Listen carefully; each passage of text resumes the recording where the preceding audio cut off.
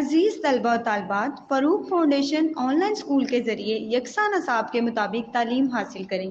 अगर हमारी वीडियोस पसंद आएँ तो चैनल को सब्सक्राइब करें और दोस्तों के साथ शेयर करें और बेल आइकन को लाजमी दबाएं ताकि आइंदा आने वाली तालीमी वीडियोस आप हासिल कर सकें। Students, here I'm teacher of physics class 9th.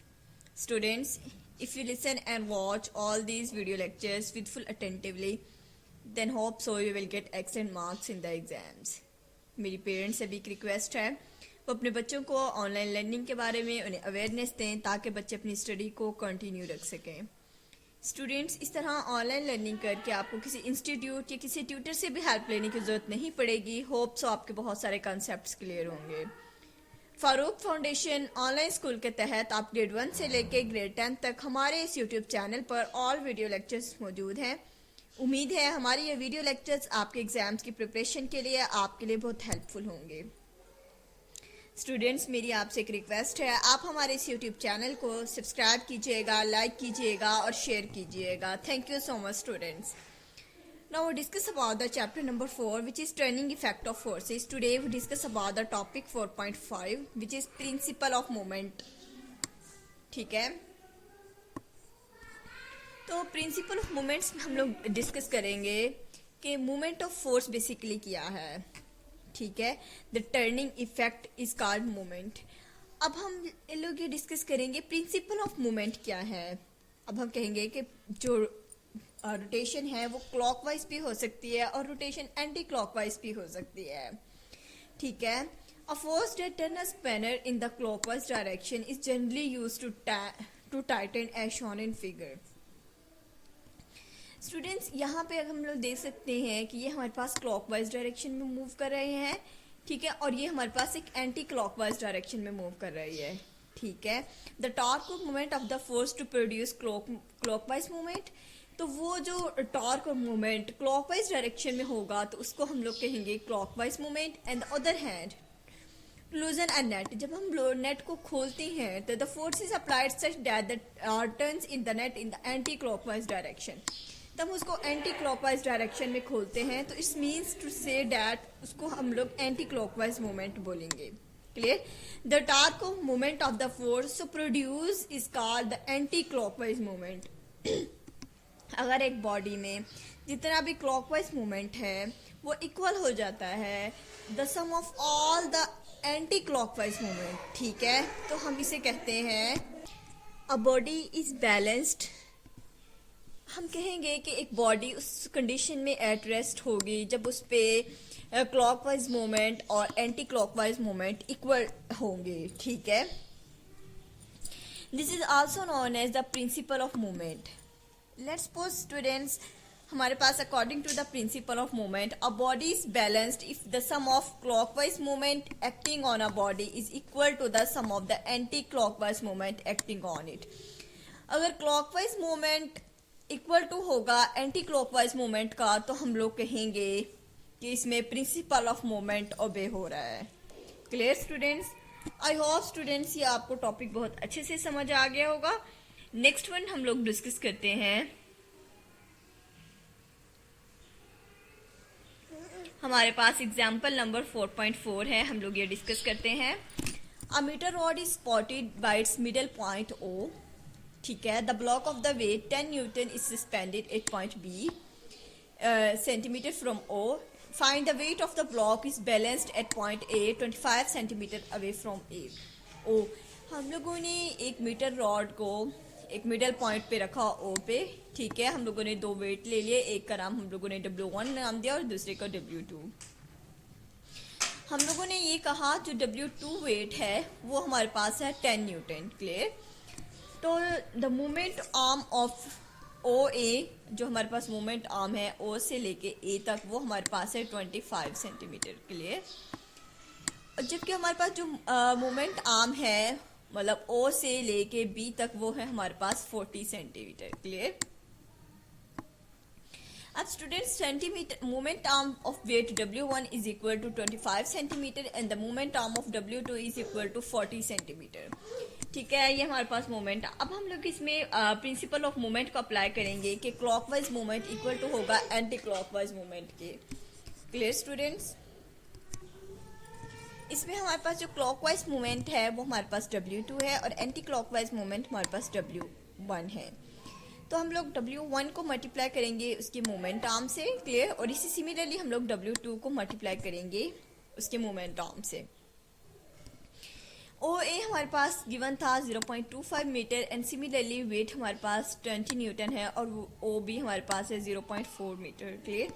तो हम लोग W1 पे जो जितना वो वेट लग रहा है, ठीक है, जितना weight the weight of the block suspended at point is equal to 16 newton. तो हम जब इस आंस को सिंप्लीफाई करेंगे, सिंप्लीफाई करने के बाद जो हमारे पास फाइनल आंस आएगा वो हमारे पास आ जाएगा 16 Newton. Clear students? I hope students ये आपको न्यूमेरिकल बहुत अच्छे से समझ आ गया होगा। नेक्स्ट वन हम लोग डिस्कस करते हैं हमारा जो नेक्स्ट टॉपिक है। Clear students? अब हम लोग डिस्कस करेंगे हमारा टॉपिक है 4.6 which is centre of mass. Centre of mass basically क्या है? लेट्स सपोज हमारे पास एक सिस्टम है जिसमें हमारे पास नंबर ऑफ बॉडीज मौजूद हैं। अब स्टूडेंट्स, अब उस सिस्टम में सेंटर ऑफ पॉइंट क्या होगा, सेंट्रल पॉइंट क्या होगा?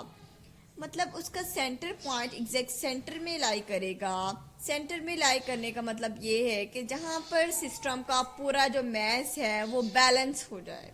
Clear? That is the central point of the system.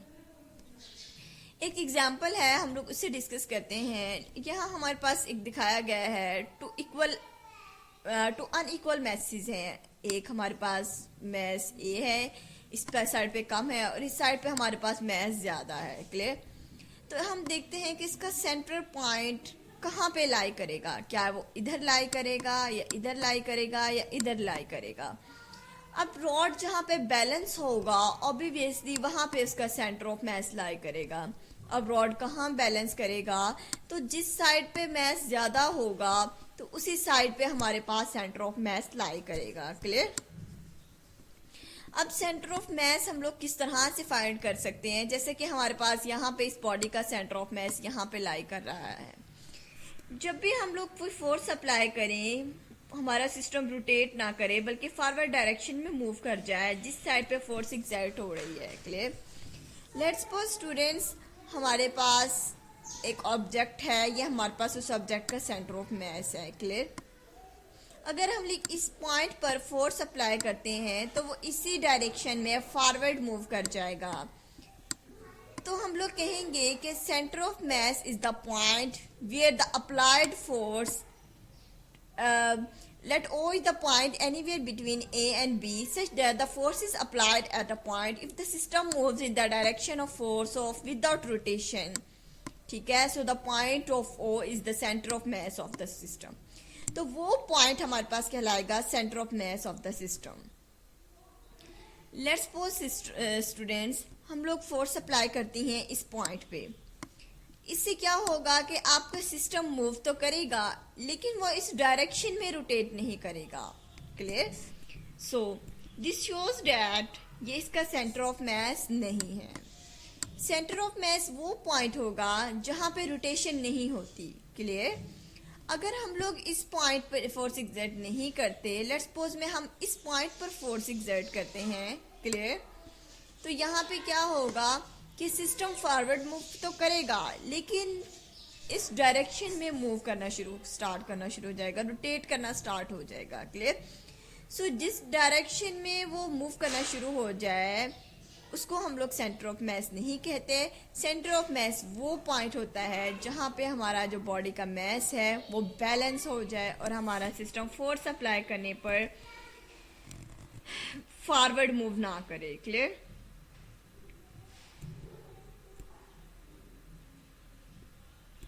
अब हम स्टूडेंट्स इसमें एक और हम लोग एग्जांपल को डिस्कस करते हैं। The system moves as well as rotate as the when a force is applied away from the center of mass. Similarly, अगर हम लोग डिस्कस करें the system moves as well as rotate when a force is applied away from center of mass. हमारे पास वो first fig 4.8 में ये बताना चाहते हैं कि late the forces applied near the lighter particle, अगर हम लोग लाइटर पार्टिकल के करीब फोर्स लगाएंगे एज शोन इन 4.8, जैसे कि फिगर में दिखाया गया है, the system moves as well as rotate, तो सिस्टम मूव करना शुरू कर देगा और सांस में रोटेट करना शुरू कर देगा, तो वो हमारे पास सेंटर ऑफ मास नहीं कहलाएगा।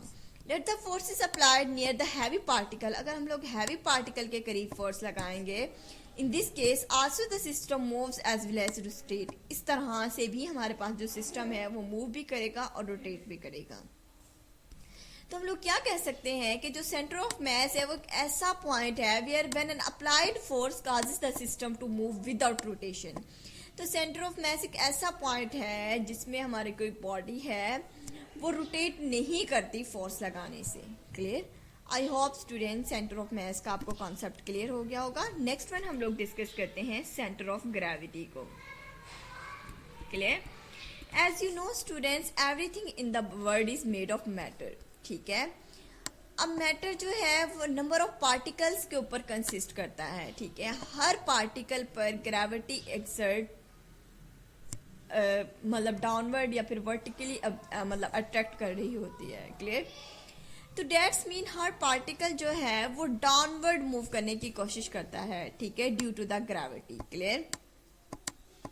अगर हम लोग डिस्कस करें, अगर हम लोग एक रॉड को डिस्कस करें तो एक रॉड में नंबर ऑफ पार्टिकल्स मौजूद होते हैं। अब ये सारे जो पार्टिकल्स हैं इनमें डाउनवर्ड फोर्स एक्ट कर रही होती है। Clear? Due to the gravity. Clear? लेकिन स्टूडेंट्स होता ये है हर पार्टिकल डाउनवर्ड मूव नहीं करता। बेसिकली जो डाउनवर्ड फोर्स हैं पैरेलल आपको नजर आ रही हैं, ये एड अप होके एक रिजल्टेंट फोर्स बन जाती हैं। ठीक है, जो कि उस ऑब्जेक्ट के एक सेंट्रल पॉइंट से डाउनवर्ड एक्ट कर रही होती हैं। Clear? And that point is called the centre of gravity of that mass. Clear? अगर हम लोग यहाँ पे डिस्कस करें, इन हर पार्टिकल है उस पर डाउनवर्ड फोर्स एक्ट हो रही है। ठीक है, इनको अगर हम लोग एडअप करें, एडअप करने के बाद हमने इनका रिजल्टेंट किया तो ये हम लोगों ने इनको रिजल्टेंट कर लिया। हमारे पास ये रिजल्टेंट फोर्स आ गई। वो जो रिजल्टेंट फोर्स है वो इस ऑब्जेक्ट के सेंटर से एक्ट कर रही होती है। क्लियर? हम लोगों ने इसका सेंटर ऑफ पॉइंट इसको डिस्कस किया, तो ये इसका सेंटर पॉइंट है, तो ये हमारे पास होगा centre of gravity point. Clear? तो हम लोग कह सकते हैं कि a point where the whole weight of the body appears to vertically downward is called the centre of gravity of a body. वो पॉइंट जहाँ पे पूरी बॉडी का वर्टिकली डाउनवर्ड एक्ट कर रही हो, पूरी बॉडी का वेट वर्टिकली डाउनवर्ड एक्ट कर रहा हो, उस पॉइंट को हम लोग कहेंगे centre of gravity of that body. Clear? तो हम लोग इसको रीड आउट कर लेते हैं। क्लियर? अब earth attractors of each particle vertically downward towards its center. The pull of earth acting on a particle is equal to its weight. अब जो अर्थ है वो उस पार्टिकल को, हर पार्टिकल को उसके वेट के मुताबिक अट्रैक्ट करती है। The force acting on the particle of a body are almost parallel. The resultant of all these parallel forces is single force is equal to the weight of the body. अगर हम इन सारी forces को जो vertically downward act कर रही हैं उनका resultant ले लें तो ये हमारे पास एक रिजल्टेंट फोर्स बनी। Similarly a point of resultant force vertically down towards the center of the earth is called the center of gravity of the body. अब जो ये वर्ड रिजल्टेंट फोर्स जो वर्टिकली डाउनवर्ड एक्ट कर रही है हम लोगों ने इसको नाम दिया centre of gravity of that body. Clear? अब हम इसके एग्जांपल को डेफिनेशन को रीड आउट करते हैं। A point where the whole weight of the body appears to be vertically downward is called the centre of gravity. It is useful now the location of the centre of gravity of a body is problem dealing with equilibrium. ठीक है, अब हमारे पास जो भी point vertically downward act कर रहा होगा तो हम लोग कहेंगे the centre of gravity of that point.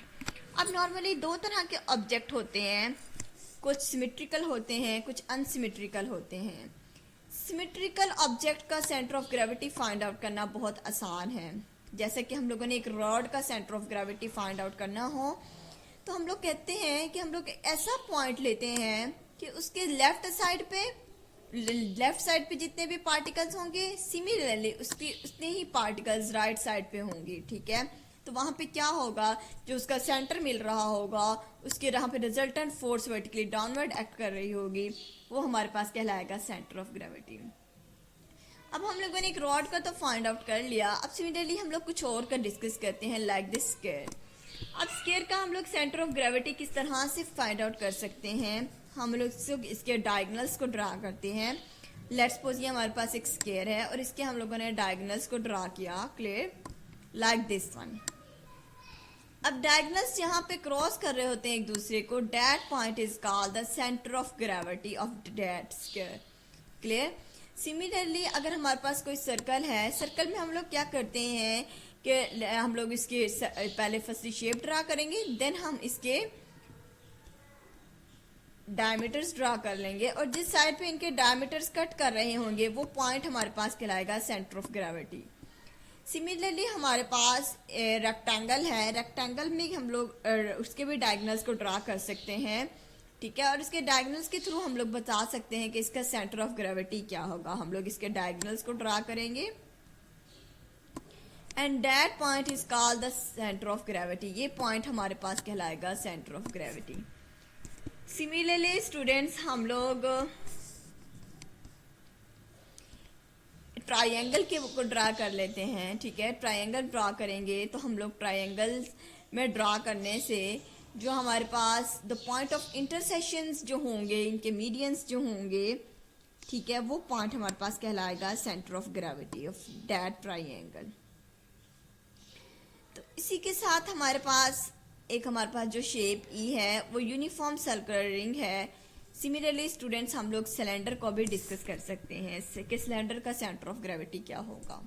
अब यहाँ पे एक शेप नज़र आ रही है आपको सिलेंडर, तो सिलेंडर में हम लोग कहते हैं कि जो टॉप और वो जो बॉटम पे सर्कल्स होते हैं, ठीक है, उस सर्कल्स के पहले हम लोग डायमीटर्स को ड्रा कर लेते हैं। जो टॉप और बॉटम की जो सर्कल होते हैं उनके हम लोग डायमीटर्स को ड्रा कर लेते हैं। ये similarly like this one and similarly like this one and similarly students हमारे पास ये आ गया और ये हमारे पास कहलाते हैं एक्सिस ऑफ द सिलेंडर। अब इसका जो एक्सिस है हम लोग कहेंगे, ये जो इसका एक्सिस है इसको हम लोग कहेंगे, इसका जो सेंटर होगा, इस सेंटर हमारे पास कहलाएगा मिडिल पॉइंट जो होगा centre of gravity of that cylinder. अब स्टूडेंट्स अगर हम कुछ अनसिमेट्रिकल ऑब्जेक्ट को डिस्कस करें कि उनको किस तरह से फाइंड आउट किया जाता है, लेट्स सपोज स्टूडेंट्स हम लोगों ने एक शेप आप देख सकते हैं, ये शेप हमारे पास अनसिमेट्रिकल है, ठीक है। इस तरह के इरेगुलर शेप का हम लोग किस तरह से centre of gravity find out करेंगे।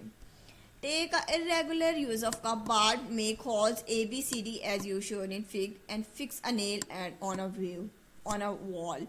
हम लोग प्लम लाइन इस्तेमाल करके हम लोग इसका सेंटर ऑफ ग्रेविटी इस्तेमाल कर सकते हैं। प्लम लाइन में बेसिकली जो मिस्त्री वगैरह होते हैं वो यूज़ करते हैं। अब प्लम लाइन से हम लोग किस तरह से उसके सेंटर ऑफ ग्रेविटी को कैलकुलेट कर सकते हैं, क्लियर। जैसे कि स्टूडेंट्स एक एनसिमेट्रिकल ऑब्जेक्ट है, क्लियर। अब इसके जितने भी पॉइंट्स हैं हम लोग उनको डिस्कस कर लेते हैं। फर्स्टली हम लोग इन जो कॉर्नर्स हैं, इन कॉर्नर्स पर हम लोगों ने होल्स बना लिए, क्लियर। अब हम लोगों ने इन 1 बाय 1 इन होल्स पर प्लम लाइन को प्लेस करना है, क्लियर। लेट्स सपोज फर्स्टली हम लोग इस पॉइंट पे प्लम लाइन को प्लेस करते हैं, क्लियर। जब हम लोग इस पॉइंट पे प्लम लाइन को प्लेस करेंगे तो वो इस तरह से प्लम लाइन कुछ इस तरह से बैलेंस हो जाएगा, क्लियर। जब वो बैलेंस होगा तो इस जगह पे हम लोगों ने एक लाइन ड्रा कर ली, क्लियर। अब हम इस शेप को थोड़ा सा टर्न करते हैं। टर्न करने के बाद लेट्स सपोज हम उसकी शेप को थोड़ा सा पॉइंट बी पे ले आते हैं। अब स्टूडेंट्स फर्स्टली हम लोग इसको डिस्कस भी कर लेते हैं। Take a irregular piece of cupboard, now make holes from ABC, clear, as shown in fig. Near its edge, fix a nail or on a wall. Support the cupboard on the nail through one of the holes. Let A. Let A पे हम लोगों ने plum line, late ए जो हमारा hall था उस पे हम लोगों ने प्लम लाइन को सेट किया so that the cardboard can swing freely about A. The cardboard will come to the rest at the centre of gravity just vertically below the nail. Clear. अब अगर हम लोग vertically line from A can make locate the using the plumb line hang from the nail make the line on the cardboard using the plumb line. Similarly students हम लोगों ने यही process whole B के लिए revise किया और same यही process हम लोगों ने सी के लिए ड्रा किया। अब लोग बी पे क्या होगा कि बी पे हम लोग जब करेंगे तो प्लम लाइन हमारे पास इसमें इस तरह से ड्रा हो जाएंगे। ठीक है। अब ये जिस पॉइंट पे मीट करेंगी उसको हम लोग कहेंगे centre of gravity of that insymmetrical object. Clear. तो ये हमारे पास एक पॉइंट आएगा जो हमारे पास कराएगा सेंटर ऑफ ग्रेविटी। तो हम इस तरह से अनसिमेट्रिकल या इरेगुलर शेप्स का जो है सेंटर ऑफ ग्रेविटी कैलकुलेट कर सकते हैं। तो प्लम लाइन का इस्तेमाल करके हम लोग इरेगुलर शेप्स का सेंटर ऑफ ग्रेविटी कैलकुलेट कर सकते हैं।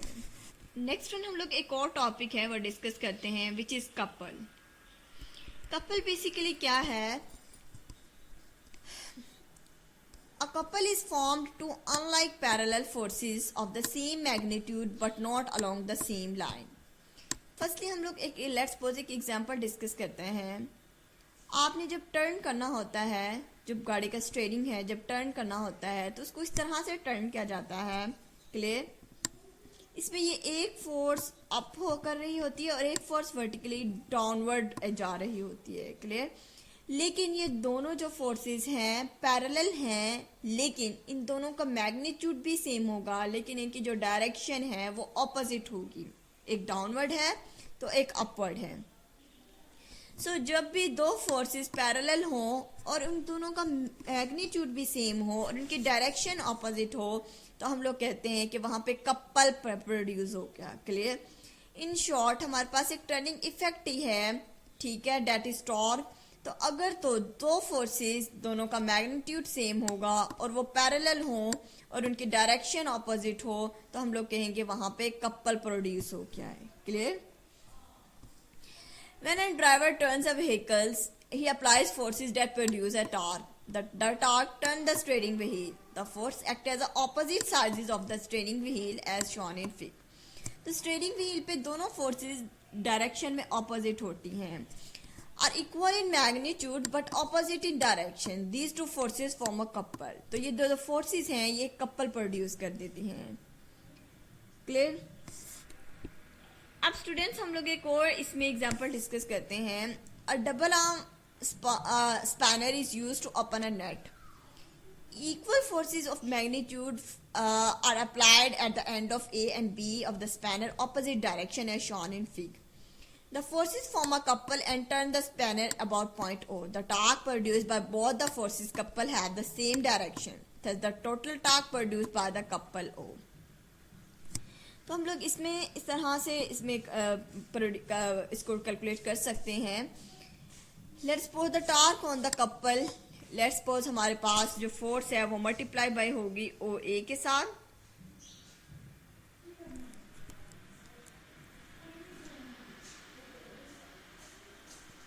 स्टूडेंट्स टॉर्क का हम लोगों ने एज वेल एज फॉर्मूला पढ़ा। Tau is equal to F cross L, मतलब force multiply by moment arm. ठीक है। Tau is equal to